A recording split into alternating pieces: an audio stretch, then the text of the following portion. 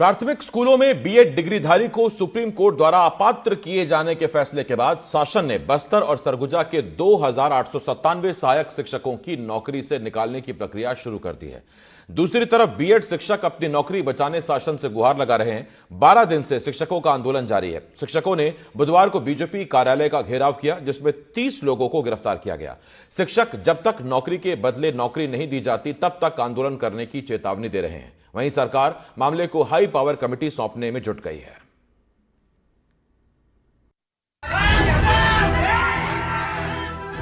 BJP हो या कांग्रेस, दोनों ही पार्टी युवाओं को रोजगार की वकालत करती हैं, सरकारी नौकरी के अवसर पैदा करने का वादा करती हैं।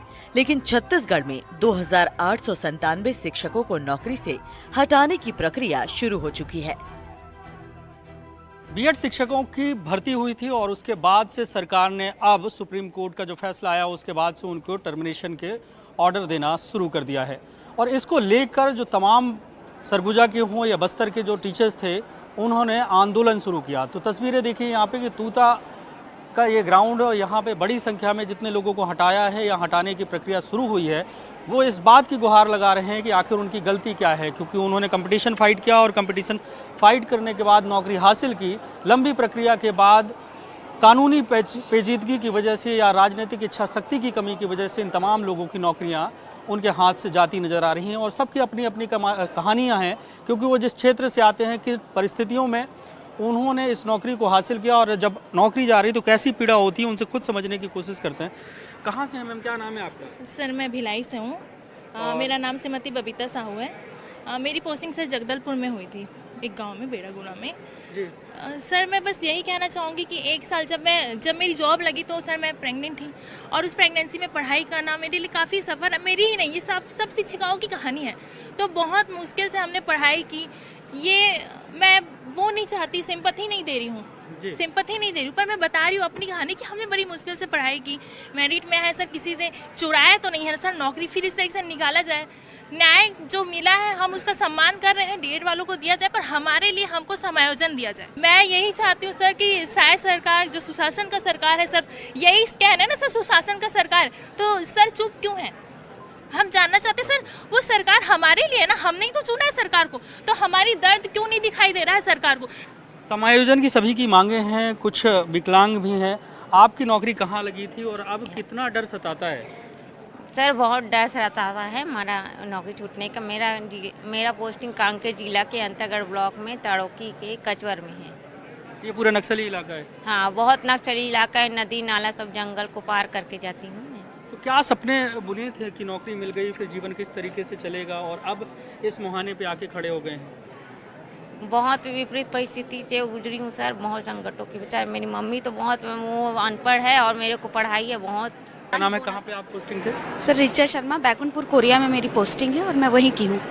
क्या कहेंगे, मतलब जिस तरीके से चल रहा है, आप लोग काफ़ी दिनों से आंदोलन कर रहे हैं, सर हम बैकग्राउंड से आप आते हैं और इस मुकाम पे पहुँचे और फिर अब नौकरी जा रही है? सर हम लोग सब हैं यहाँ के, बैकुंठपुर कोरिया के हैं सर। हम लोग 1.5 साल से नौकरी में हैं और 1.5 साल से ही सरकार को मनाने का प्रयास कर रहे हैं।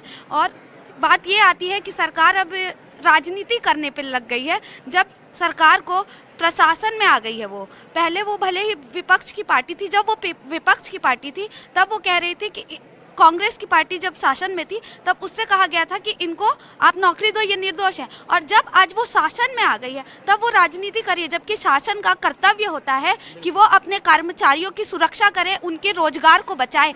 ये तमाम लोगों का कहना है कि जब तक इनकी मांगें नहीं मान ली जाती, क्योंकि समायोजन की मांग है, निश्चित तौर से 3000 की ये संख्या है और 3000 परिवार सीधे तौर से जुड़े हों जिनकी नौकरियां गई हैं, तो उनको कितना दुख होगा इस बात को खुद समझा जा सकता है। लेकिन समझने की बात जो है सरकार को है, क्योंकि ये भी छत्तीसगढ़ के लोग हैं और इन्हें नौकरी दी गई थी उन इलाकों में जिस इलाके में ये कहा जाए कि अति पिछड़े इलाके हैं, बस्तर है और सरगुजा है। लेकिन अब जिस तरीके की परिस्थिति बनी है तो सीधे तौर से चेतावनी ये है कि जब तक इनकी मांगें नहीं मानी जाती, इनको नौकरी नहीं दी जाती, तब तक ये तमाम लोग इस धरना स्थल पर यूं ही आंदोलन करते रहेंगे। बीजेपी इसे भूपेश बघेल सरकार की नाकामी बता रही है। देखिए, सबसे पहले तो ये बात समझिएगा कि छत्तीसगढ़ की विष्णुदेव साय जी की सरकार पूर्ण रूप से संवेदनशील है इनके भविष्य को लेकर, और उसके लिए उच्च अधिकार प्राप्त अधिकारियों की एक कमेटी बनी है जो इनके भविष्य के लिए बहुत संवेदनशीलता से विचार करके कुछ न कुछ निर्णय लेगी। लेकिन मुख्य बात यह है कि 2900 शिक्षकों के भविष्य के हत्या के दोषी भूपेश बघेल की पूर्ववर्ती सरकार है, उस सरकार की लापरवाहपूर्ण नीति से ये स्थितियां उत्पन्न हुई। और जब इनकी नियुक्ति हुई उसके बाद भी एक बार हाईकोर्ट ने इस पर रोक लगाई थी, लेकिन उसमें सरकार नहीं गई, सरकार ने पक्ष नहीं रखा, ये स्वयं गए थे।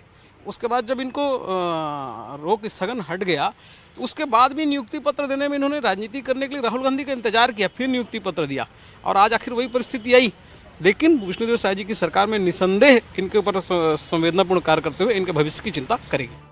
पूर्व सीएम भूपेश बघेल ने बीजेपी के आरोप पर पलटवार करते हुए कहा कि देश की ये पहली सरकार है जो नौकरी छीन रही है। शिक्षकों के पद अभी भी रिक्त पड़े हुए हैं। 33,000 शिक्षकों की भर्ती प्रक्रिया इन्होंने रोक रखी है। पद रिक्त हैं। ये सरकार चाहे तो ये जो 2897 जो शिक्षक हैं उसकी नौकरी को बचा सकते थे। नौकरी तो दे नहीं रही है, जो नौकरी मिली हुई है उससे छीनने का काम कर रही है। एक आदिवासी मुख्यमंत्री आदिवासियों को नौकरी तो दे नहीं पा रहे हैं, उनकी नौकरी मिली हुई नौकरी को छीनने का काम कर रहे हैं। अब आपको बताते हैं कि आखिर ये पूरा प्रकरण है क्या।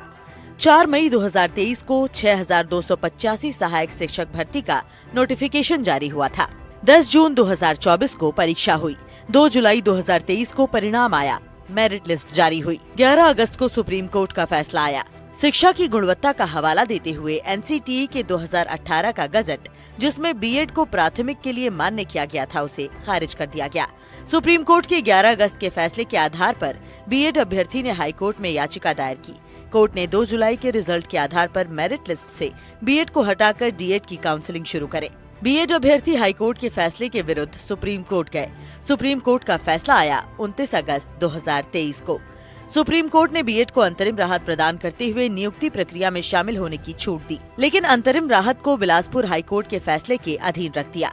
बिलासपुर हाईकोर्ट का अप्रैल 2024 को फैसला आया, जिसमें बीएड को हटाकर डीएड को नियुक्ति देने की बात कही गई। बिलासपुर हाईकोर्ट के फैसले के विरुद्ध बीएड और राज्य सरकार सुप्रीम कोर्ट गई, लेकिन सुप्रीम कोर्ट ने 28 अगस्त 2024 को याचिका खारिज कर दी।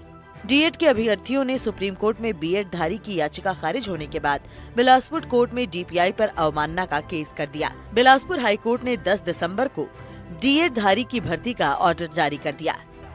शिक्षक नौकरी बचाने में मैदान में डटे हैं, लेकिन अब देखना ये होगा कि सरकार शिक्षकों की मांग पर क्या फैसला लेती है।